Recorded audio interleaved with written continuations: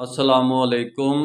امت کی حالت کس درجہ مقام پر ہے، یہ کوئی آپ کو نہیں علامہ بتائے گا، نہ کوئی مولانا بتائے گا کہ امت کی حالت اس وقت کس درجہ مقام پر ہے۔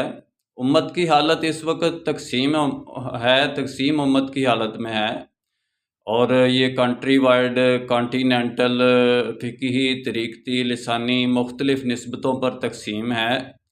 اس کا علاج کیا ہے؟ ہم اس مقام کو کیسے بدل سکتے ہیں؟ نسبتوں کو جن کو ہم نے تقسیم کیا ہے ان کو وحدت میں، مسلمین کی شرعی نسبت پر آ کر اس کی بنیاد پر ہم وحدت میں آ سکتے ہیں، اور کوئی راستہ نہیں ہے۔ اس کے بعد وحدت کے بعد دوسرا درجہ یعنی کہ خدمت کا ہے، اور خدمت کے بعد تیسرا درجہ خیر امت کا پہلو آتا ہے۔ اس پر ہم اپنے امام کی سلیکشن کر سکتے ہیں۔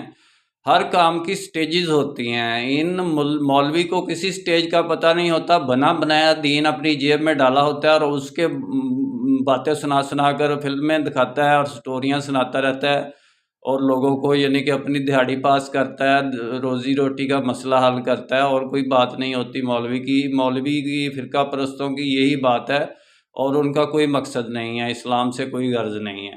میرا کام اسلامک ورلڈ کی امن اور یونائٹی کا ہے۔ انشاءاللہ ڈیٹیل میں بات پھر ہوگی۔ نسبت، وحدت، خدمت، خیر کے ساتھ۔ اللہ حافظ۔